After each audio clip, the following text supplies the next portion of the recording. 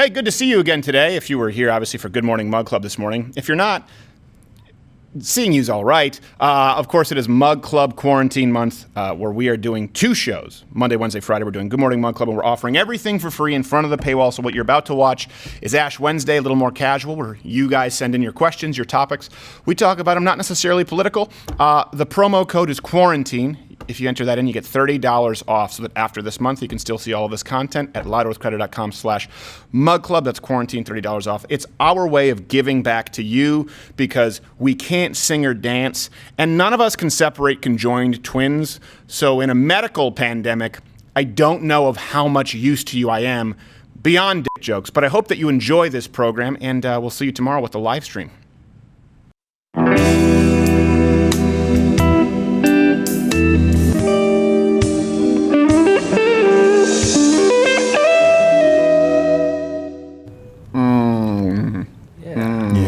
Wow, that's those are some sensual noises. Yes, they are. Welcome to Ash Wednesday. How do you know it's Ash Wednesday? Because I'm wearing this shirt. No. We'd fix the saturation. The reason I can only wear this shirt on Wednesday because the red is too bright. Yeah. And we get the lights on the Ash Wednesday. It's vibrant. Yeah. It is vibrant. I'm not very vibrant right now because I believe it. You don't have to be. Because I went to sleep very late. By the way, we have Quarter Black Garrett, Gerald A, Half Asian Bill, and Reg the Beast, the researcher. Yes. Here today. Can I ask why Audio Reg, how did you come to exist? How did I come to exist? On the show. On the show, I think Steven noticed me under one of my many pseudonyms on Twitter arguing with someone. Is that? I thought you messaged me a story. I was arguing with someone about abortion in the comments to one of your tweets, and I was just a fan, and you messaged me and said, "Hello, senor. You seem like a smart fellow." And I said, "Oh, thanks." And we chatted a tiny bit. And This then sounds fake. Yeah, I don't believe it. Then I started sending you articles and stuff that I'd written on Medium. Right. And then we connected. We really bonded over the salon pedophile. Yes, it was. It brought us together. I'm glad it did. Our mutual hatred for pedophiles. I think that was what actually started the brothers and anti-pederast arms. Yeah. There was a reason to bond people together. Just like Marx and Engels. The opposite. Oh my God. He is the Spock to my Kirk, if I were a Kirk, but I'm not. He's a Spock to my guy with a big head. Worf? Is that it? Worf. It's called Worf? Worf. Yeah, with the Klingon? But that guy, Yeah. that guy gets laid. Worf. Haven't you heard? Does he? I have not. He gets around. Laying But pipe. it is true. I don't remember this about Reg exactly, but I must have noticed just how sharp he was. And then I didn't know at the time though that you were sending articles to everybody. During the election, he just liked to be a disruptor. He was working at a college, and then it turned out he was just sending stuff out to people who he thought could get the message out, which was smart, just to try and cause chaos. Yeah, the meme wars of 2016 were they were pretty great. I had a lot of many accounts and many avenues, but this was the one that really worked. This was Well, tell people who don't know, by the way, you can send in your video questions. I think we have one today at louderwithcredit.com/ask. But tell them about the salon pedophiles for people who don't remember. Because I remember you sent it to me, and I thought, well, salon's going to salon. They support pedophiles, no surprise. Right. Yeah, so Todd Nickerson, they wrote this puff piece about a pedophile called Todd Nickerson, or named Todd Nickerson, rather. And Say that 5 times fast. They wrote a puff piece about a pedophile. Todd Nickerson, puff piece about a pedophile. Yeah. But his whole shtick was, I am a minor attracted person, but I would never ever act on it. Right. And so it was called like the virtuous pedophile or whatever. So I think it was called I'm a pedophile but not a monster. Was it? Yeah. A little slightly little different than editorializing here. Pedophile. There were actually a lot of articles around that time. They were really pushing it. Yeah, there was a really strong movement. Yeah. Yeah, I ended up digging. He was on these message boards, and got to hand it to him. He used his real name several times on the message boards. Wow. And it was some debate forum where you would talk about really edgy things like pedophilia or whatever. Wait, why would you have to hand it to him? I'm just saying. Like, if you're going to be a pedophile, Sounds like Bernie on China. Well, the economy. I mean, look at him. Poverty. I think Reg tries to look for something in his opponent to respect. Yeah. In this case, it's like, I'll give it to him. yeah, sex with kids, but you just don't name. I mean, look at this guy. He's walking 2 legs. But yeah, so That's a feat. on these debate boards, he actually said that if society ever became more accepting and more sex positive, he would engage in sex play with a child. He said, "I'll never apologize for that." So his whole basis for saying that, I would never act on it. Actually, he had sort of committed to exactly that. But wasn't he talking about in the message boards grooming and all that stuff? Yeah, It seemed like he was actively grooming someone. Yeah, definitely. And last I checked, he's like 40 something, and he was with some girl who's like just turned 18. Well, you know what? So- Baby steps. Please, not babies. He's already going after I teenagers. see. gosh. Baby steps, newly adult steps. And then he wrote like 3 more articles. So we did this whole article, and what I wrote was, hey, there's a certain point where I'm no longer, I guess I'm no longer prioritizing empathy. Yeah. Our priority is the children, our most vulnerable among us. Just like imagine right now if it was a coronavirus and someone's like, but you know what? I really like coughing on old people. Yeah.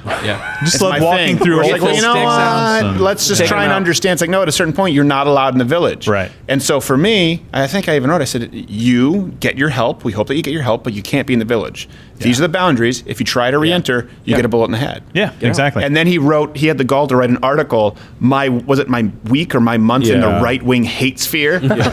What cosmic bunny hole did I fall through that a currently active pedophile gets to call me a monster? And I realized it was the salon cosmic hole. What I find most interesting about that is that by implication, it's that that there's some kind of left-wing sphere where he's celebrated, and that he's a hero. But if he goes into this other world called, being a moral person, Right.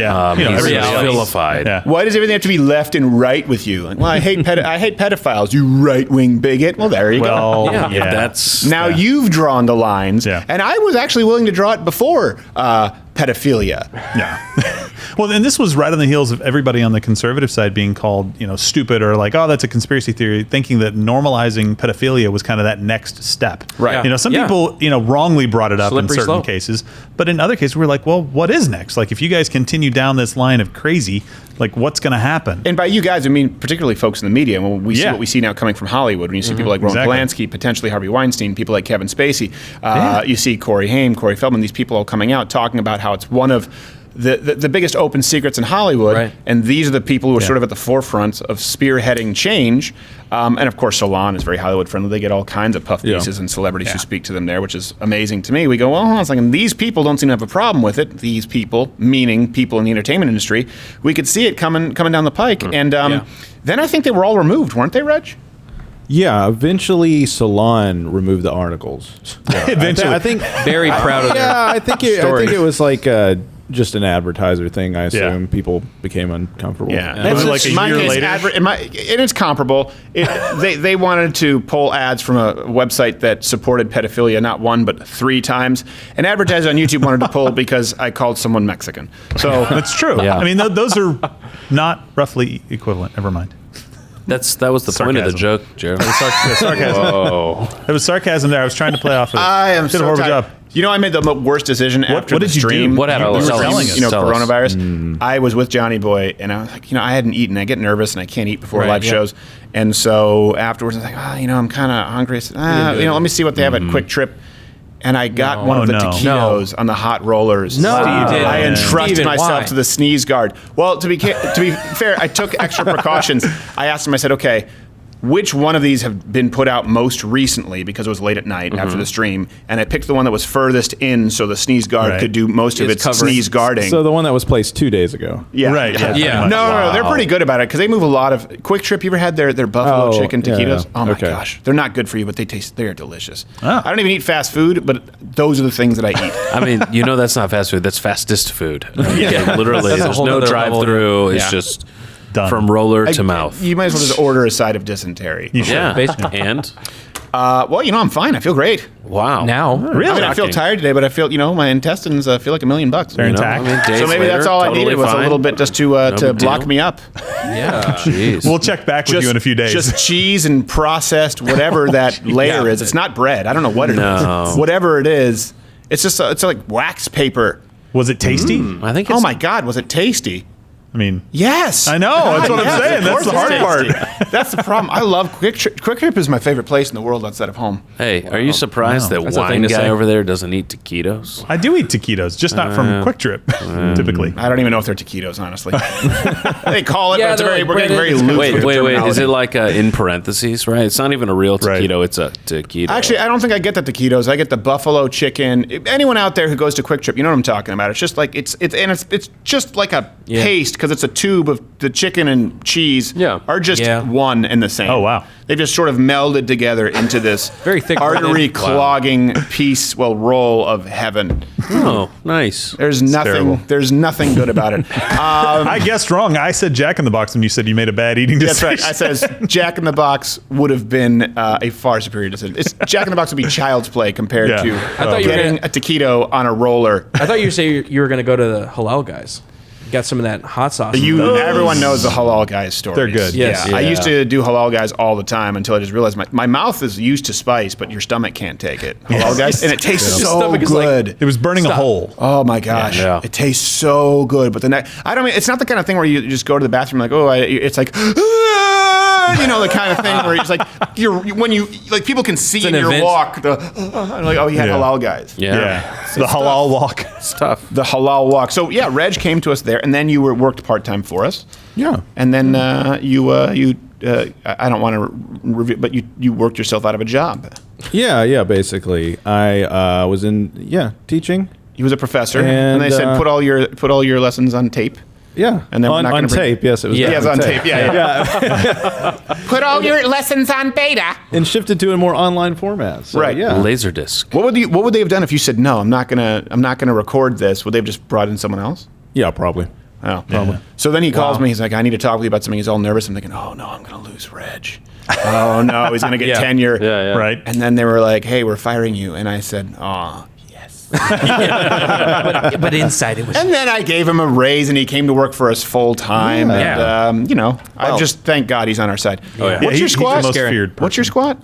637 was 637. the odd number that I. Yeah, how did you get to the worked 37? 1 pound collars, weighted collars. Huh. You get those really beefy in powerlifting, Yeah. the metal ones that you bolt on. Yeah. Which I like using those. You know, the plastic ones are nice, but I dumped quite a few squats because I would work without a spotter. So Okay. Well, it can end up for someone ugly. very smart, it sounds like you engage in some stupidly risky behavior. No, not really. If you got the power rack there, Got your bars set, you're and good. you are willing to dump it, then you're pretty safe. Yeah, you're actually pretty safe. A lot of people don't realize if you don't have the power rack there, if you just dump a squat and go yeah. forward, you're Oh, yeah. fine. The dangerous thing is putting collars on and benching by yourself. That's Yeah. the danger. 'cause Yeah, that's if you're hard to bench do. pressing and it gets stuck, if Yeah. the collars aren't on, for people out there, this is a safety message, and a lot of people don't realize this. They think it's safer to put collars on. Not if you're benching, because if it goes down and you can't get it up, if the collars aren't on, you can just tip it, the weight goes Yeah. off. Otherwise, it just sits in your diaphragm and Yeah. continues to sink And if you sink tip- like that guy in Jungle Book. Yeah, if you tip it, the bench is not usually high enough to get out from underneath it. So Yeah. you absolutely Yeah, have to have a I've had spotter. to do that before and just do like a sit up with like 315 And on my roll it chest. down on your hips. Yeah. Oh, I've done yikes. that Some one time. nice ab just Crunching. bruises, Yeah. You did it once before? I had to do that one time. Yeah, I had to roll it down. It was a dumb idea. That is a horrible idea. I wasn't Sometimes- benching that much. I had just done so many reps. I was burned out. What were I you was about to say there, crap. Wade? I was just going to say, sometimes I put too much mayonnaise on my sandwich and it comes out the other side and it gets on Yeah. my lap. Right. Same I kind have of that thing. exact same situation. Yeah. Yeah. same Well, kind of except deal. in my case, my wife puts mayonnaise on my sandwich. Yeah. I thought you were married. Doing it What wrong. are you doing? You're doing marriage He bought wrong the way. cow and she doesn't even put the mayonnaise on the sandwich. You're sounding like you're talking through a tin can. Yeah, I got a different mic today. Oh, okay. Trying it out. Not going to use it. It's a like it's a a robot. penalty The box last mic. What are you gonna You'll do? see You're just not gonna talk? That's fine. Now that we This will be the know. last time you'll see it. Wait, today. hold on. before- Isn't this his job? Right. Yeah. No, I think he had to gave make his mic sacrifices. to Reg here. Sacrifice. He did sacrifice. Thank Thank you. Sacrifice for Rich. He gave his mic to Mr. Twin Sitter. We do have a guest question. We do have Oh, a guest yeah. question. Whoa. Please, dear Tell God. us. Somebody help. Thank you. Here we go. Aloha, Crowder and crew. This is Kavika from way out over in Hawaii. I just like to send my aloha to all you guys and thank you all for what you do.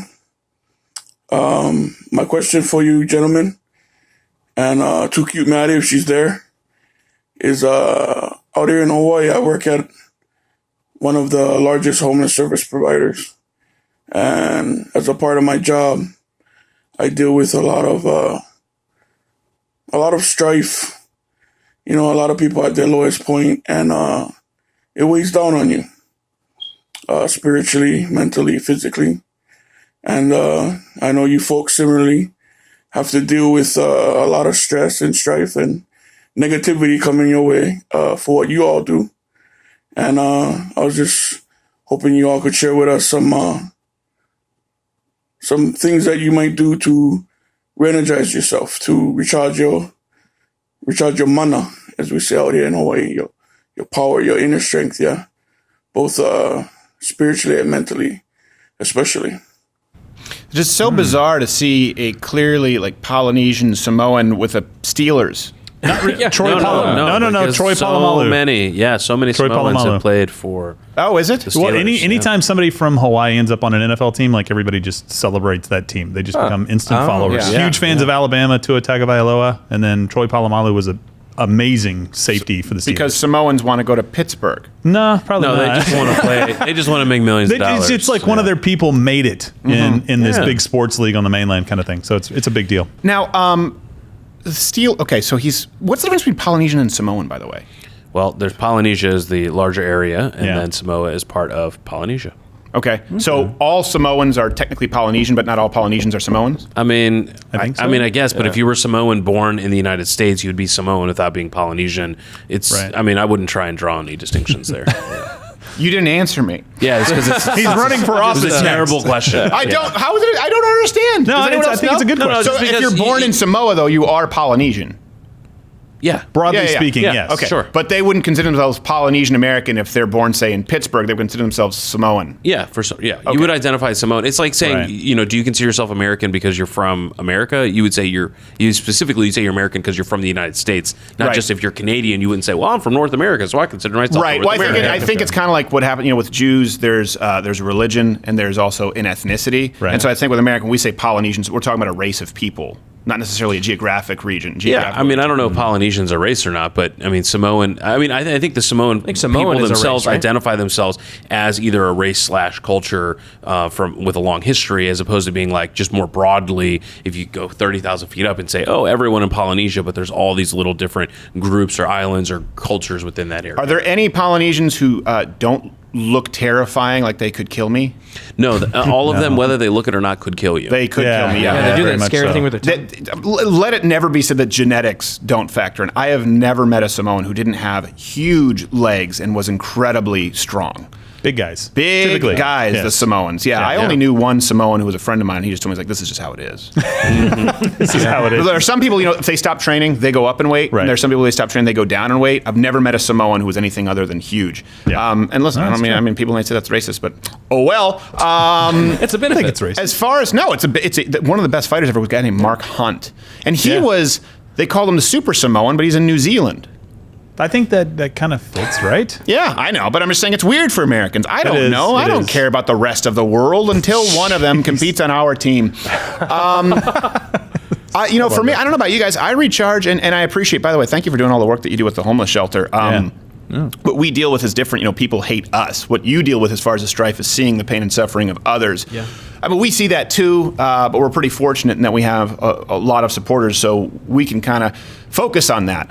Or in my case, I don't get to read any of the comments because I've been banned from them here in the office. Like, just don't read them, Stephen. They're like, it's not really helpful. Okay, yeah. But for me, I know that I recharge alone. Like, I don't know about anyone else, but I'm very much an introvert. Yeah. And my wife is that way too, which is great because my brother and his wife, they have to do everything together.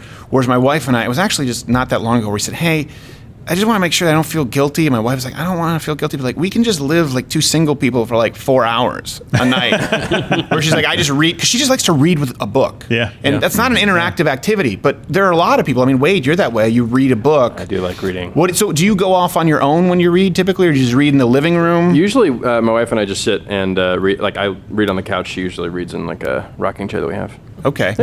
We read together. So you're Benjamin go. Button because you must be 95. Yeah, Pretty much. I I think that's what's pretty pretty much. much. You still use knit books. blanket. Yeah, I don't, I wish I could say that I read books a lot, but I don't read books as much anymore because when I read, it's usually news articles. Yeah, exactly. Or someone sends me a book that I should Right. read to prepare for this show. Yeah. So if I do read books, it's more so kind of informative, like a book. Right now I'm reading through this book on the history of cigars, or a book on sort of the history of coffee and its relation to capitalism is pretty interesting. Well, that counts. That's a Yeah, bonus. Yeah, but I don't read them that often. Like I used to be, so before YouTube, before the Yeah. internet, I mean, I would read 2-3 books a month. My wife is a speed reader. She must read at least 5 books every single month. Dang. Wow. She reads Pretty an impressive. insane amount of books. That's good to read. You know. So for me, I spend a long time. I get into sort of these little. I get almost borderline obsessive. I become a maven of things. Yeah. So like right now, I've been watching old fight videos, old boxing matches without the commentary. Because I'm like, better. man, everyone thinks this about this fight, so let me watch it without commentary Yeah. and just through fresh eyes. Yeah. And I watch them and I go, man, there's some fights that the decision people were robbed, but you turn on the commentary and you realize you're going like, oh, and Muhammad Ali is getting the best of this. Like he's literally bleeding out his face and telling his ref telling his corner to cut off the gloves because he's done. So I've been doing that lately, and then sometimes I'll have them where I'll go through a series. So I tend to watch things. I know I'll say this. I realized that when Hopper passed, it was like one of those things that was so hard to deal with, where watching a film is more powerful for me than a drug. Like Yeah. a good immersive film gets my mind off of whatever it is yeah. that's sort of bothering me.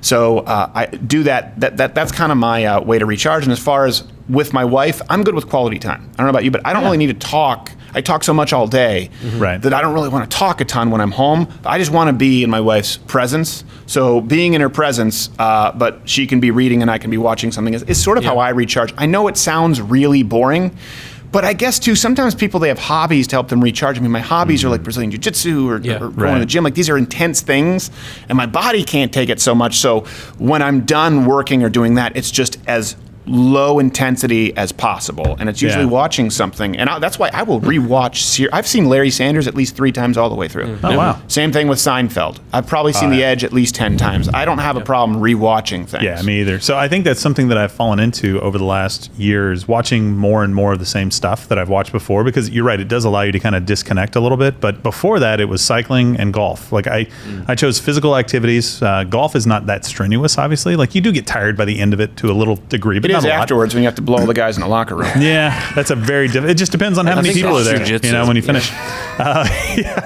So those were great for me because you get it's so different from what you do, and I think that's what a lot of people try to find is you read all the time for work, and so going home and reading more probably isn't always sounding like a lot of fun to you, right? Yeah. And something that gets you away from the norm. And so for me, going out into nature instead of being in an office, either on the road and cycling or on the golf course, it's nice. It kind of lets you relax a little bit, get out of your normal rhythm, and just kind of recharge. Well, I find I recharge best too when I go up to the little lake house up north, and that's where I'm outside a lot. You know, I might be chopping some wood. I have I'll go to my uncle's cidery and just help him pick apples, help him mash apples, make the cider, have a cigar, be outside. But I don't really do that so much here because I don't have. It requires a day for me to do that. You know, it requires me a couple of days. Do you guys find this sometimes that when you get on vacation, you're so much more tired? Like the first few days, it takes a while to get into that rhythm to come down. Yeah, Yeah, sometimes that'll happen where it'll take me a little while to.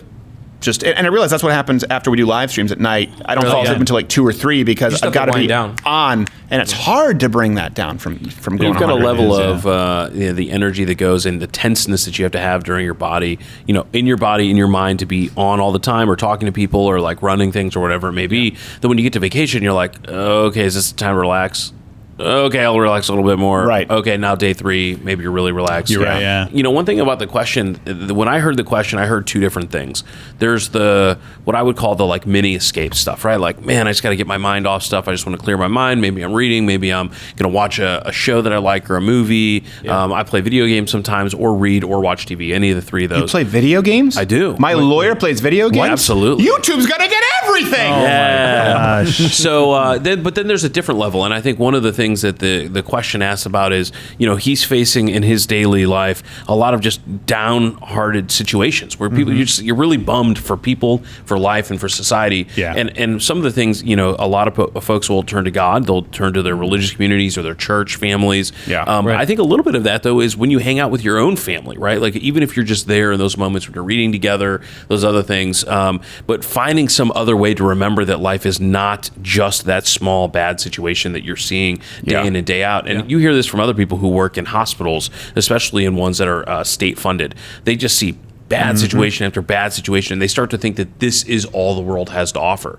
Right. And so getting outside of that, and that could be either be watching a documentary about something you've never seen before about science or travel or the world, and remembering Mini horses. It's a horrible industry. It's Very horrible. abusive. I watched a documentary. But they're so cute. I know. Dirty Money, is that? But they're not treated cutely. Yeah. Apparently The they're Big tasty Short, as shit. isn't that what that's about? Huh? Yeah, something. No, I think you're right. And I will say this, sometimes people say like, oh, God is love, and they use it in this sort of just abstract way. But I will say, as far as recharging, I don't know about you, but I never feel closer to God than in my prayer time where I'm just being grateful.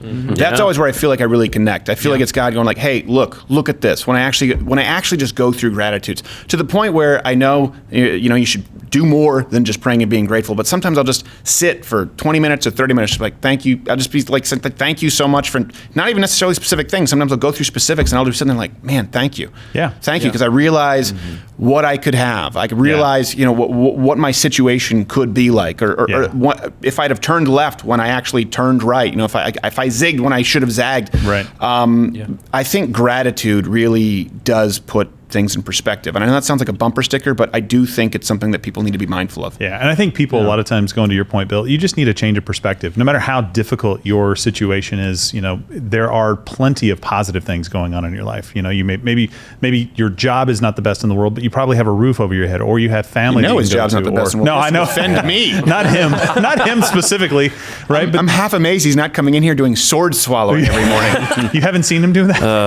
But people do need to.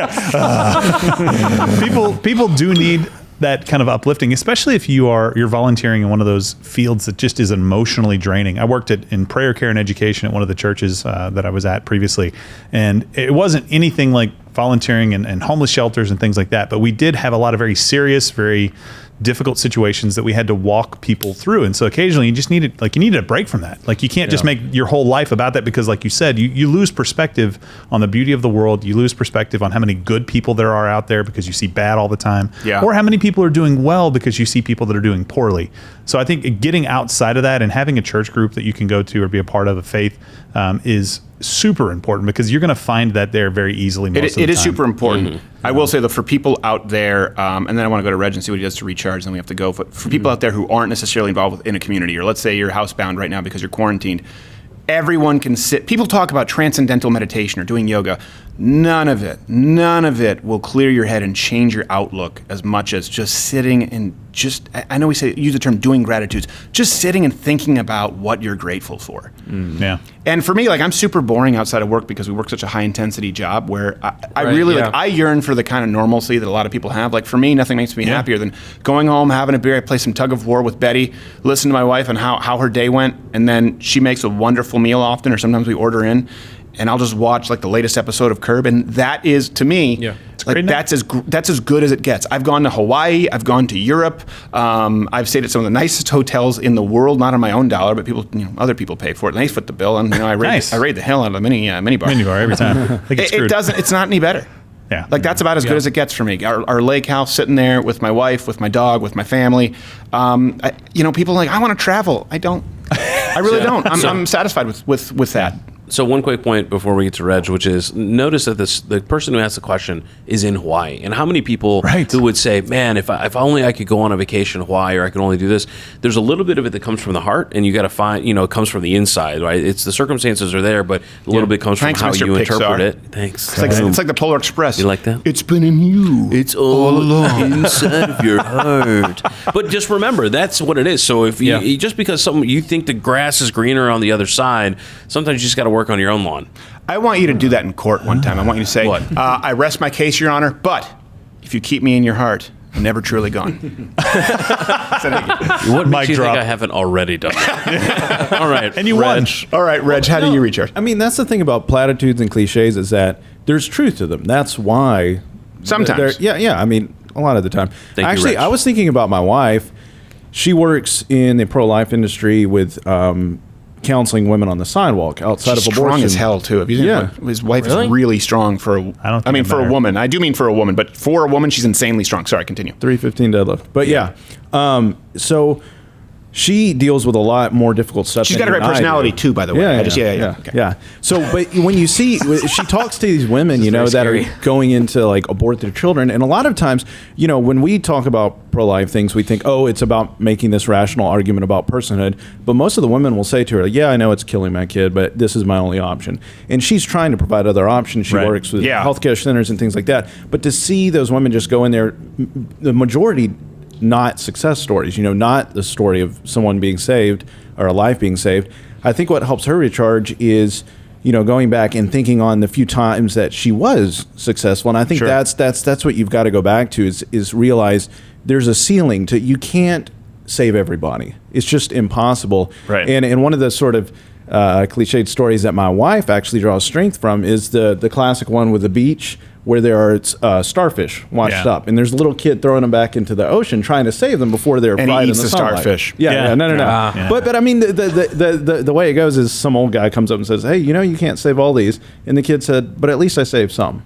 And I Right. think at the end of the day, that's what you have to be okay with if you are working in, you know, trying to help people, that just to focus on the ones that you were able to help. And you know what? I will leave with this. Sorry, Garrett. I want to. Sorry, we can't have you in on this one right now. We'll have you. You got to just jump in, son. You got to jump in. He's too friendly. He plays video games. He's too Done. friendly, but Garrett will That's throw. not all I do. Garrett, I know. Quarterback Garrett will throw down when the time comes. Yes. Go I will. back and I watch will. that Do it. Crowder Confronts. That's right, I would baby. tell you this, like, it almost brought a tear to my eye. My wife and I were watching the rushes, and we saw Garrett like, come on, and I was like, oh my gosh, he's just a little jumping bean of I was hate. waiting for it. It never came. I know. I love you. I love Garrett like a little brother. I mean it. He's like a little brother to me.